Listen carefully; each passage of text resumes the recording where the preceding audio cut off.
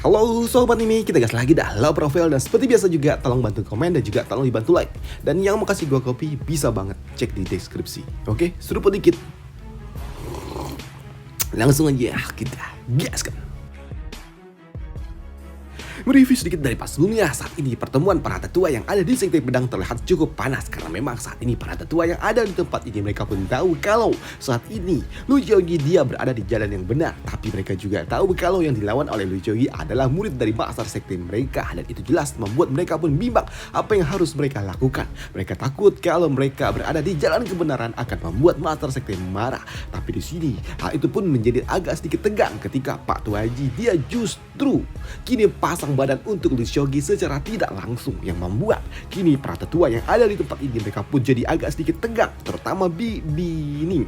Dia pun berpikir kalau Pak Tua Haji sampai turun tangan dan bertentangan dengan master sekte, tentunya ini akan sangat berbahaya untuk sekte pedang tentunya, karena memang akan terjadi sebuah kekacauan besar mengingat Pak Tua Haji dia adalah orang terkuat nomor 2 sedangkan master sekte dia termasuk dari 4 orang terkuat yang ada di benua ini dan tentunya itu agak sangat-sangat berbahaya. Tapi di sini uniknya ketika mereka semua mulai bersih tegang, master sekte dia pun ini dia mulai berbicara di mana dia berujar, Senior Ji, karena ini adalah pertemuan darurat, tentu saja setiap orang harus mendengarkan apa yang dikatakan oleh Anda karena Anda mau bagaimanapun adalah wakil master sekte, ujar dari Pak Tua ini. Namun sebelum engkau mengatakan pendapatmu, bolehkah aku menyampaikan pemikiranku dulu, ujar dari orang tua ini yang membuat Pak Tua Haji dia pun ya katakan sambut dari Pak Tua Haji. Dan untuk master sekte dia pun mengatakan sesuatu yang tidak pernah dipikirkan oleh orang-orang yang ada di tempat ini, karena memang di sini master sekte tiba-tiba saja dia berujar, muridku Chenki dia telah jatuh ke dalam jalan kultivator iblis dan sebagai master sekte aku yang bertanggung jawab dan aku akan menulis surat permohonan maaf, ujar dari master sekte. Adapun tentang apa yang telah terjadi kepada Chenki itu adalah hal yang sah. Bukan hanya dia, tapi setiap orang yang terlibat di dalam jalan iblis mereka juga harus dihukum tanpa sebuah diskriminasi, ujar dari master sekte yang mengejutkan para tetua yang ada di tempat ini. Mereka pun awalnya berpikir kalau master sekte akan melindungi Chenki, menuntut balas kepada Lu Xiaogi yang telah melakukannya, tapi ternyata justru di sini master sekte malah mendukung Lu Xiaogi yang telah melakukan tugasnya mengalahkan muridnya yang telah berada di jalan iblis, dan itu jelas mengejutkan bagi orang tua yang ada di tempat ini. Dan untuk master sekte dia juga mengapresiasi apa yang dilakukan oleh Lu Xiaogi, tapi sebelumnya dia juga bertanya kepada orang tua itu, Junior Gen, tolong jelaskan dan klarifikasikan dulu apakah ini ada kaitannya dengan asosiasi Purple Moon, ujar dari orang tua ini. Dan hal itu pun juga dibenarkan, dan ketika hal itu dibenarkan membuat Pak Tua ini master sekte dia berikrar. Lalu ini semua setelah jelas asosiasi Purple Moon mereka melakukan sesuatu yang tidak benar, maka dari itulah kita akan melakukan sebuah penyerangan, ujar dari Pak Tua ini yang mengejutkan bagi para tetua yang ada di tempat ini. Mereka tidak menyangka kalau ternyata master sekte dia mendeklarasikan kalau dia akan menghancurkan asosiasi Purple Moon. Dan di sini para tetua mereka juga tahu apa yang akan terjadi dengan wilayah Kingzhou, di mana mereka tahu kalau hujan akan segera turun, ujar dari para tetua yang ada di tempat ini. Tapi di sini setelah master sekte dia mendeklarasikan, dia pun mengatakan kalau ada sesuatu yang memang harus dia berikan juga kepada Lu Xiaogi karena telah berhasil melawan asosiasi para Moon, dan menurut aturan sekte kita dia layak diberikan sebuah hadiah dan sinergi. Selain itu, apakah Anda ingin mengatakan sesuatu lagi? Ujar dari Pak Tua ini. Dan untuk Pak Tua Haji, dia pun diam saja dan dia tidak melakukan apapun karena memang di sini status dari Lu Xiaogi dan juga sektemu telah aman, dan dia juga berujar, tidak. Aku tidak punya sesuatu yang ingin aku katakan dan mari kita lakukan apa yang telah kau katakan, ujar dari Pak Tua Haji. Dan karena memang rapat telah selesai, di sini master sekte dia pun menutupnya dan dia juga berujar, baiklah, jika sudah tidak ada lagi yang ingin kita bicarakan, kita tunda ini semua, ucap dari Pak Tua ini. Namun sebelum master sekte pergi, dia pun mengambil benda milik Chenki dan puff, dia menghancurkannya dengan lengannya sendiri. Dan dia kini mulai pergi meninggalkan tempat ini. Dan melihat master sekte yang melakukannya dengan tangannya sendiri membuat Bining dia pun tahu kalau sepertinya master sekte dia terlihat sepertinya sudah sedikit lebih tua. Ujar dari Bibi Ding. Dalam arti lain, Master Sekte sudah semakin dewasa. Ya udahlah, udah tua pun. Dan setelah pertemuan itu, kini Bibi Ding dan juga Pak Tua Haji mereka pun keluar dari aula pertemuan itu. Dan dia tentunya mengucapkan banyak terima kasih kepada Pak Tua Haji yang udah turun tangan secara tidak langsung. Atau ya langsung juga.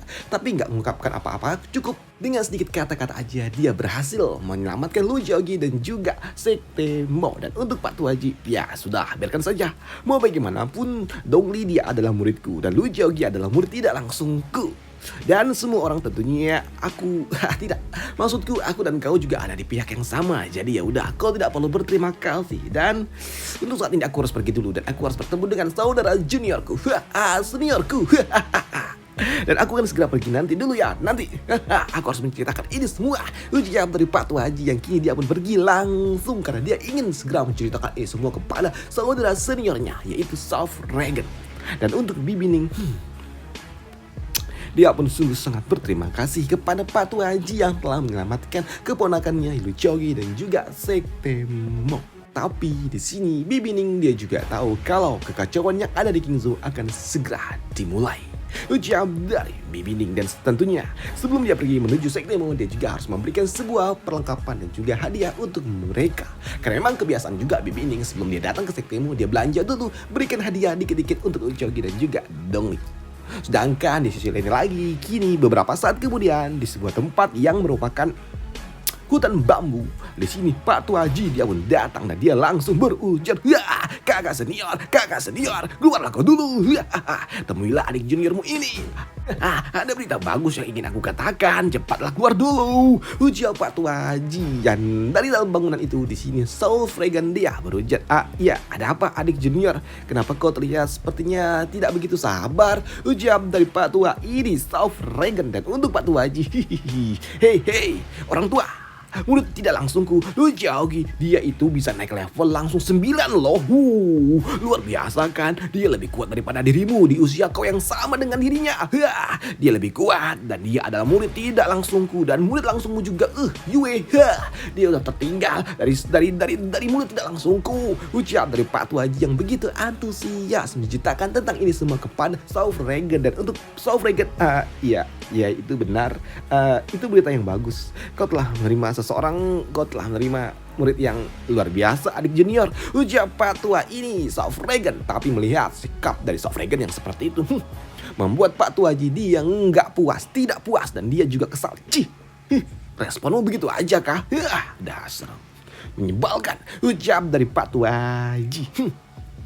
Tapi di sini Pak Tua Haji dia juga kembali berujar, saudara senior, kenapa kau tidak bertanya dulu kepadaku bagaimana dia dapat melakukannya? Kenapa dia bisa langsung naik 9 level dan selanjutnya? Ujar dari Pak Tua Haji. Dan aku yakin kau pasti akan terkejut ketika mendengarnya. Ujar dari Pak Tua ini yang ingin membuat South Dragon antusias. Tapi untuk South Dragon dia malah nuangin teh di mana dia nggak terlalu antusias dan dia juga berujar, iya adik junior, kau pasti haus kan karena terlalu banyak bicara, jadi minum dulu yuk, ujar dari South Dragon yang membuat Pak Tua Haji ngamuk.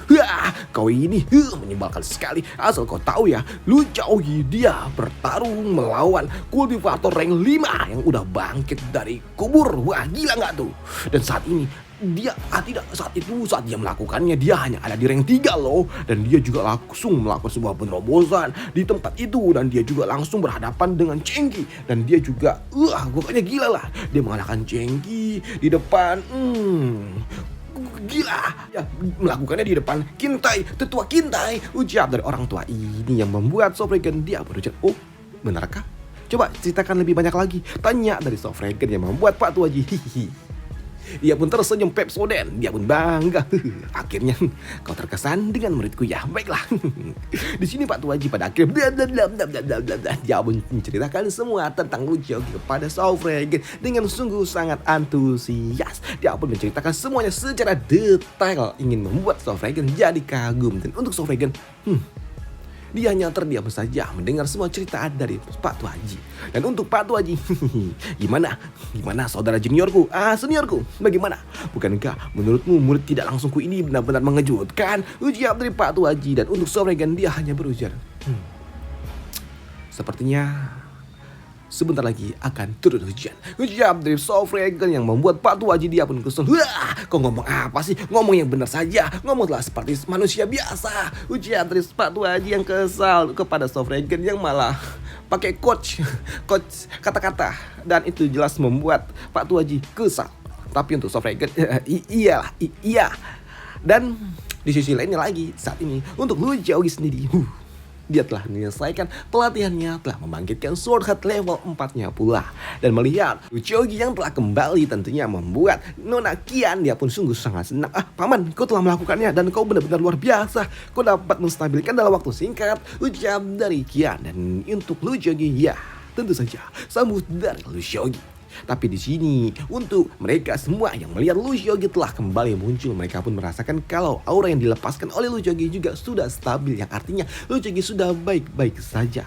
Tapi di sini untuk Qian, dia pun tahu kalau Lu Xiaogi udah baik-baik saja. Tentunya sudah saatnya bagi mereka kembali ke wilayah mereka, pergi kembali ke Beizhou, dan itu jelas membuatnya sungguh sangat senang. Paman, karena kau sudah stabil, ayo kita kembali ke Beizhou, ucap dari gadis ini, karena dia ingin segera melihat sesuatu yang luar biasa ketika Master Sekte-nya akan berselisih dengan Lu Xiaogi memperebutkan bibi marsialnya, karena dia tahu Master Sekte-nya menyukai bibi marsialnya ini juga. Tapi untuk Nona Qian, dia juga bertanya, apakah kita akan pergi sekarang? Ya, kita akan pergi sekarang, ucap dari Lu Xiaogi sembari dia memegang lengan dari Nona Qian itu. Dan untuk Nona Qian, rahimku angkat mas, katanya gitu. Waduh. Dan untuk Lu Xiaogi, dia pun senang ketika dia akan kembali ke Beizhou, karena itu adalah kampung halaman lamanya ketika dia masih menjadi seorang player. Dan untuk Lu Xiaogi, dia juga tahu apa yang terjadi dengan Beizhou,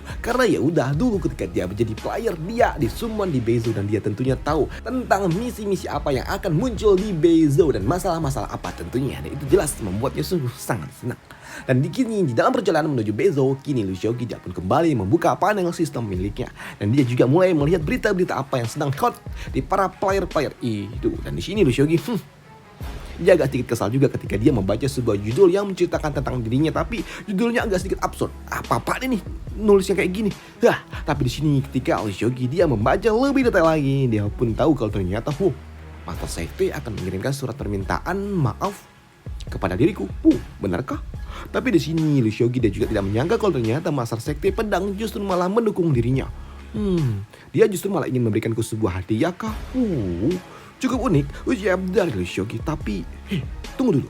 Di sini dia juga merasakan ada yang janggal. Tapi kenapa Master Sekte Pedang tidak melakukan sebuah penyelidikan tentang kenapa Chengqi bisa jatuh ke tangan kultivator iblis, tapi justru malah menutupinya?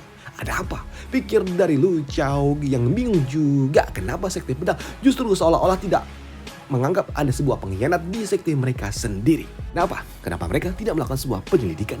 Pikir dari Lu Xiaogi yang juga bingung. Tapi atau mungkin itu adalah situasi yang memalukan hingga membuat mereka ingin menyelesaikannya secara pribadi saja, ucap dari Lu Xiaogi. Tapi ya sudahlah, nggak peduli juga dengan itu semua. Dan kali ini aku akan pergi menuju Beizhou, ucap dari Lu Xiaogi. Tapi di sini Lu Xiaogi dia juga tahu di dalam kehidupanku masa lalu setiap plot utama akan menimbulkan kekacauan yang sangat luar biasa, dan tentunya kekacauan itu juga akan menimbulkan banyak sekali korban. Dan ya seperti itulah memang ketika plot utama telah dimulai, dan itu juga tidak terkecuali dengan Qingzhou dan juga Beizhou. Dan tak lama setelahnya kini pada akhirnya turun salju, yang artinya kita telah sampai Beizhou, ucap dari Lu Xiaogi. Karena memang saat ini sistem juga memberitahukan kepada Lu Xiaogi kalau mereka telah sampai di Beizhou, telah meninggalkan Qingzhou dan juga tiba di Beizhou. Dan untuk Lu Xiaogi dia juga tahu kalau Beizhou hanya memiliki 2 musim, yaitu panas dan juga salju. Kurang lebih mirip lah sama Indonesia, kalau nggak musim kebakaran asap banjir, itu tuh musim di Indonesia. Dan di sini untuk Nona Qian dan juga Xian, tentunya mereka senang ketika mereka kembali pulang kampung. Dan untuk Beizhou sendiri adalah wilayah yang ada di dunia Tianshuan di bagian utara, makanya banyak salju di tempat ini. Dan di tempatnya yang paling terkenal adalah Gunung Chunqiu yang merupakan sekte terbesar yang ada di Beizhou, yang merupakan rumah dari Xian dan juga Qian. Dan ini adalah hal yang paling besar. Dan dulu ketika aku bisa memasuki tempat itu karena aku adalah satu-satunya murid dari Nona Xian. Tapi sekarang aku bukanlah lagi muridnya, tapi dia adalah teman wanitaku, ucap dari Lu Xiaogi. Ya, ini adalah hal yang sungguh sangat luar biasa. Tapi ketika mereka telah tiba di Bezo, di sini Nona Kian dia pun menawarkan kepada Lushogi untuk main-main dulu atau langsung kembali ke sekte. Paman, jika kau ingin main-main dulu, aku bisa menjadi pemandu wisatamu karena ini adalah wilayahku. Ucap dari Nona Kian. Ini bagaimana? Apakah kau ingin bersenang-senang dulu atau langsung ke sekte? Tanya dari gadis itu. Ya, ada sesuatu yang menarik di tempat ini dan kita bisa pergi dulu. Ucap dari Lushogi. Yosh, kalau begitu kau bisa mengandalkanku paman. Ucap dari Kian. Dan untuk Lushogi, bersenang-senangnya aku maksud itu tidak seperti yang kau pikirkan. Karena aku akan terlibat langsung dengan misi plot utama yang ada di tempat ini. Dan ini adalah sebuah rencana yang sangat sempurna. Ucap dari Lushogi. Karena memang aku adalah pemain dari Bezo. Aku duduk di summon di tempat ini. Dan tentunya aku akrab dengan misi yang ada di tempat ini. Dan misi yang ada di tempat ini adalah bos tahap pertama yang akan muncul. Dan aku ingin tahu apakah aku dapat menemukannya. Dan jika dia telah tumbuh, tentunya dia akan menjadi bos tingkat tinggi. Sama seperti Chenki. Dan ada di rank 7. Dan tentunya itu akan sangat sulit ketika dia sudah ada di rank 7 untuk dapat menghadapinya. Tapi tentunya untuk saat ini tidak. Ucap dari Lushogi. Dan kini dia pun membuka panel sistem lagi untuk melihat dan mengaktifkan plot utama yang ada di Bezo ini. Dan ternyata misi utama yang ada di Bezo adalah mengumpulkan roh jahat. Dan untuk misi adalah temukan demonic beast yang kuat yang telah dihidupkan kembali. Dan untuk ruang lingkupnya ada di wilayah Bezo. Dan untuk kemajuan plot utama yang ada di Bezo baru 2%, yang membuat Lushogi dia berujar, lah 2%, buset. Di Kingzo aja udah 10%. Ternyata di sini baru 2%. Dan sepertinya para player yang ada di tempat ini mereka juga udah berusaha keras. Ucap dari Lushogi. Tapi ini Lushogi dia juga mengatakan untuk Bezo tidak kurang lebih sama dengan Kingzo pula. Kalau di Kingzo ada asosiasi para Palmon, tapi untuk Bezo mereka juga ada asosiasi yang jahat pula. Dan di tempat ini disebut sebagai asosiasi Yellow River. Mereka berdua sama-sama aneh, mereka berdua sama-sama jahat, tapi mereka memiliki keyakinan dan juga motivasi yang cukup berbeda. Di mana untuk asosiasi para Palmon mereka fokus kepada Red Emperor King dan juga mendapatkan kekuatan intens. Tapi untuk asosiasi yang ada di tempat ini yaitu Yellow River adalah tujuan utamanya mengumpulkan, bukan mengumpulkan, tapi menghancurkan dunia. Karena mereka yakin kalau dunia ini sudah kacau, jadi perlu ditata ulang. Ucap dari Lushogi. Dan apakah mereka pikir mereka dapat melakukannya, merubah dunia dengan mudah? Sungguh pemikiran yang sangat seperti itulah ucap dari Lushogi. Sedangkan di sisi lainnya saat ini ada seseorang yang berjalan berdua bersama di tengah-tengah badai salju. Dan ternyata itu adalah Pak Tua Master Menara, di mana dia ditemani oleh seorang gadis tetua menara pula, yaitu siapa namanya? Nggak ada namanya. Dan Euro, waduh, ada yang terbaca. Euro dia pun datang bersama dengan Pak Tua Haji. Tapi ketika mereka berjalan di sini, Pak Tua Haji tiba-tiba saja dia berhenti di tengah-tengah badai salju yang membuat Euro dia pun bingung dengan apa yang dilakukan oleh Master Menara itu. Tidak ada apa-apa di tempat ini. Ada apa dengan Master Menara? Pikir dari gadis ini. Tapi di sini untuk Master Menara tiba-tiba aja lah dia lompat seperti itu masuk ke dalam susunan formasi yang ada di bawah kakinya. Dan itu membuat gadis ini dia pun bingung lah. Ternyata ada susunan formasi. Dan di sini Pak Tua Menara juga meminta kepada gadis itu untuk ikut bersama dengan dirinya masuk langsung. Euro, masuk. Ucap dari Pak Tua itu. Ya, Master. Ucap dari gadis ini. Dan untuk gadis itu ketika dia masuk ke dalam susunan formasi itu, dia pun merasakan hawa dingin yang sungguh sangat luar biasa. Ini dingin sekali. Bahkan aku sudah ada di rank 4, tapi hawa dingin ini terlalu mengerikan. Ucap dari gadis ini. Dan untuk Master Menara dia pun tahu kalau sepertinya gadis ini agak sedikit kedinginan, di mana dia juga berujar, Euro, gunakan kekuatan spiritualmu untuk dapat melindungi dirimu. Jika tidak, kau benar-benar akan tamat dengan instan. Ucap dari Pak Tua itu. Dan kini mereka pun masuk lebih dalam lagi dan menuju sebuah tempat. Dan ketika susunan formasi yang ada di depan itu dibuka oleh Pak Tua Menara, di sini mereka pun tiba di sebuah tempat yang agak sedikit cukup unik, di mana ini terlihat seperti sebuah gua. Dan itu membuat Master Menara dia juga meminta kepada Euro, keluarkan apa yang telah aku minta kepada dirimu. Ucap dari Master Menara. Dan untuk gadis ini dia pun mengeluarkan sebuah kotak kecil ataupun toples ini. Sebuah toples kecil. Dan ketika dibuka, muncul sebuah kristal aneh yang keluar. Dan kristal aneh itu juga terlihat akan dikombinasikan oleh Soul Jade yang dikeluarkan oleh Pak Tua Menara juga. Dan di sini mereka pun sepertinya melakukan sebuah persembahan kepada sebuah pilar es yang ada di depan sana. Dan untuk gadis ini dia pun bingung dengan apa itu. Itu Soul Jade, tapi benda merah yang ada di sekitarnya Benda apa itu? Ucap dari gadis ini yang nggak tahu juga. Dan untuk benda-benda itu juga kini mulai masuk ke dalam sebuah pilar yang ada di depan mereka. Dan itu mulai memancarkan cahaya yang sungguh sangat kuat. Dan dari dalam kegelapan juga kini muncul taring yang cukup kuat, dan itu adalah segerombolan serigala es demonic beast yang tiba-tiba saja muncul dan melihat tempat ini dikelilingi oleh para demonic beast. Tentunya membuat Hiro dia pun bertanya, "Master, ini ada apa? Kenapa demonic beast banyak di tempat ini?" Ucap dari gadis ini. Dan untuk Patua Menara dia berujar, "Tidak, jangan khawatir. Biarkan dia memilih, biarkan dialah yang menentukannya." Ucap dari Master Menara, karena memang tiba-tiba saja pilar yang telah mereka berikan sebuah persembahan mengembuskan hawa dingin, dan itu membuat para demonic beast yang ada di tempat ini mereka juga mulai kocar-kacir ketakutan. Tapi di sini ternyata sosok pilar itu langsung memilih salah satu demonic beast yang ada di tempat ini dan langsung membuka mulutnya dan melakukannya, dan dia juga langsung memancarkan energi yang luar biasa yang membuat Patua Menara dia sungguh sangat senang. Ya, bangkitlah kau, ucap dari Patua Menara yang membangkitkan bos baru. Dan bos baru itulah yang akan menghadapi Lu Xiaoqi nanti di part lanjutannya. Dan sampai jumpa di part lanjutannya. Bye, thank you.